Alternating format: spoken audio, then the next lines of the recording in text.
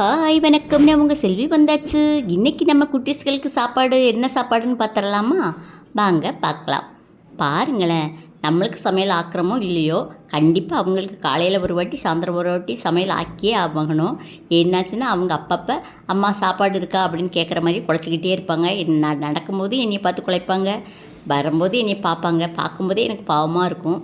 அதனால் என் பொண்ணு காலையிலே நான் தூத்து தொளித்து கோலம் போட்டுட்டு காலையிலே குட்டீஸ்களுக்கு சமையல் ஆக்கிட்டு தான் நம்ம வீட்டுக்கே சமையல் ஆக்குவேன். அதுக்கு பிறகு தான் என் பொண்ணு ஸ்கூலுக்கு போகிறா அப்படிங்கிறதுனால அவளுக்கு சமையல் ஆக்கணுமேனு ஆக்குவேன். பாருங்களேன், இன்றைக்கி அவங்களுக்கு அதிர்ஷ்டம் தான், துண்டு மீன் கிடச்சிருக்கு. இந்த துண்டு மீன் நான் வாங்கலை, எங்கள் மச்சான் வாங்கிட்டு வந்தாங்க. அவங்க குளத்து மீன் சாப்பிடுங்க அப்படின்னாங்க.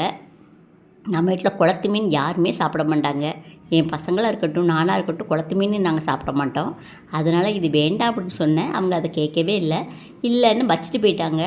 அப்பாடியோ, வச்சுட்டு போயிட்டாங்களே என்ன செய்ய அப்படின்னு, சரி அப்படின்னு நம்ம குட்டீஸ்களுக்கு போட்டுடலாமே அப்படின்னு போட்டாச்சு. இன்றைக்கி நம்ம வீட்டில் என்ன குழம்புன்னா கருவாடு தான் இருக்குது. நல்ல ஊளி மீன் கருவாடு தான். அந்த கருவாடை வச்சு நம்ம மறந்து குழம்பு மாதிரி வச்சிடலாமே அப்படின்னு இந்த மறந்து குழம்பு பொடி எங்கள் அக்கா எனக்கு திரித்து தந்திருந்தாங்க. அதனால் அதை கரைச்சி பிள்ளைங்களுக்கு கொடு, நீனும் குடி அப்படின்னு தருவாங்க. இல்லாட்டா அதுக்கு குழம்பு வச்சு கொடு அப்படின்னாங்க. எங்கள் அம்மா இந்த மறந்து குழம்பு இந்த மெத்தேடில் தான் வைப்பாங்க. அதே மாதிரி வச்சிடலாமே அப்படின்னாச்சு. அதுக்கு முன்னக்கூட்டி என் பொண்ணு ஸ்கூலுக்கு பிறப்பிக்கிட்டு இருந்தா. அவளுக்கு பழைய குழம்பே போதுமா அப்படின்னா இந்த குழம்பு காலையிலே வைக்கலை. அதனால் ரசம் இருந்துச்சு, ரசத்தையும் பழைய குழம்பு வச்சு அவளுக்கு சாப்பாடு கொடுத்தாச்சு. டிஃபன் பாக்ஸில் சாப்பாடு எடுக்கலை. ஏன்னா டிஃபன் பாக்ஸில் சாப்பாடு வேண்டாமா, இன்றைக்கி எங்கள் ஸ்கூல்லையே சாப்பாடு கொடுக்குறாங்க அப்படின்ட்டா. அதனால் இன்றைக்கி அவள் ஸ்கூலுக்கு சாப்பாடே கொண்டு போகல. அதனால் பைய குழம்பு வைக்கலாமே அப்படின்னு வச்சேன். சரி அப்படின்னு ஒவ்வொரு வேலையாக நானும் பார்த்துக்கிட்டே இருந்தேன். என் பொண்ணு பிறப்பிக்கிட்டே இருந்தா. அம்மா போயிட்டு வரம்மான்னு அவள் ஸ்கூலுக்கு போயிட்டா. சரிம்மான்னு நம்ம வேலையை நம்ம பார்ப்போம் அப்படின்னு வெள்ளைப்பொடி நிறைய உரித்து வச்சுருக்கேன். இதுதான் மறந்து குழம்போட பொடி. இந்த பொடியை நான் திரித்து வச்சா அது ஒரு வருஷம் ஆனாலும் கெட்டே போகாது. அதில் பண்டும் உழாது, பூச்சும் உழாது, அவ்வளோக்குள்ளே அப்படியே இருக்கும். அதனால் பாருங்களேன், இது திரித்து ஒரு 3 மாதம் ஆயிடுச்சு. இருந்தாலுமே அது எங்கள் அம்மாவை ஞாபகப்படுத்திக்கிட்டே இருப்பாங்க, அதை வச்சியா இல்லையா அப்படின்னு கேட்பாங்க. அதனால சரி நம்ம வச்சிடலாமே அப்படின்னு இன்றைக்கி எங்கள் அம்மா சொன்ன மெத்தேடில் வச்சாச்சுன்னா பாருங்களேன், இது நல்லெண்ணெயில் தான் செய்யணும் அப்படிம்பாங்க. வேறு எந்த எண்ணெயுமே ஊற்றக்கூடாது. நல்லெண்ணெயில் செஞ்சால் தான் இது நல்லா இருக்குன்னே சொல்லுவாங்க. அதனால் அதுக்கு கண்டிப்பான முறையில் கருவாடு தான் போடணும் அப்படிம்பாங்க. சில பேர் மீன் போடுவாங்களாம், சில பேர் முட்டை போடுவாங்களாம். எங்கள் அம்மா கருவாடு தான் போடுவாங்க. அதனால் கருவாடு போட்டே வை அப்படின்னு சொல்லுவாங்க. அதுக்கு நல்லெண்ணெய் தான் ஊற்றணும், வேறு எந்த எண்ணெயுமே ஊற்றக்கூடாது.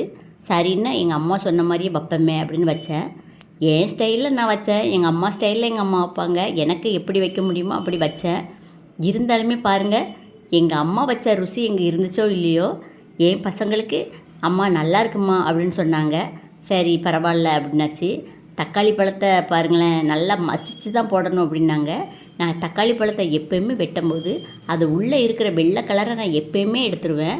ஏன்னா அந்த வெள்ளை கலரை போடவே மாட்டேன். பாருங்கள், நீங்களுமே போடாதீங்க. அந்த வெள்ளை கலரை போடக்கூடாதுன்னு சொல்கிறாங்க. அதனால் நம்ம அந்த மூக்கு மாதிரி இருக்குது இல்லையா, அதை நீங்கள் வெட்டிடுங்க. வெட்டிட்டு அந்த வெள்ளை அப்படியே எடுத்துகிட்டு போடுங்க.